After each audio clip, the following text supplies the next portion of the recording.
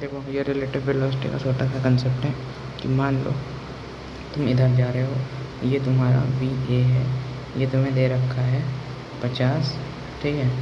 अब एक और ट्रेन है तो वो वी बी है, वो दे रखी है 100, ठीक है। तो तुम बताना है velocity of A with respect to B बताना है, ठीक है। तो velocity of A with respect to B, ठीक है। अब देखो velocity of A with respect to B, यानी कि तुम ए पर हो। अब तुम्हें जो भी काम करना है वो ए पर होके करना है। अब वेलोसिटी क्या कहता है कि अब velocity of A with respect to B कहता है ये 50 है। अब ये होगा कि जो बी की वेलोसिटी है वो पलट के इसको दे दो, तो बी की वेलोसिटी पलट के इसको दे दो, तो ये हो जाएगा 100, ठीक है। तो जो यहाँ का नेट बचा वो बचा 50 और वो भी इस डायरेक्शन में। तो velocity of A with respect to B वो आएगी -50, ठीक है।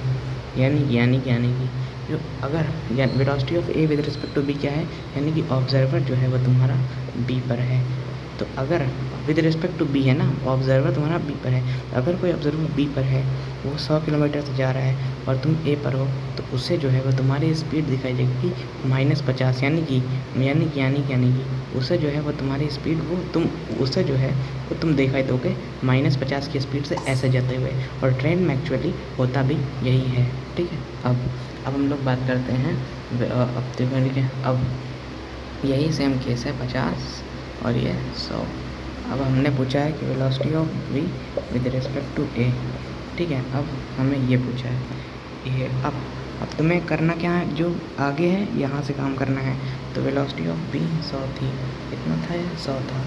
अब तुम्हें यहाँ पे काम अब ए 50 था, तो इसको उल्टा कर दो, यानी कि ऐसे।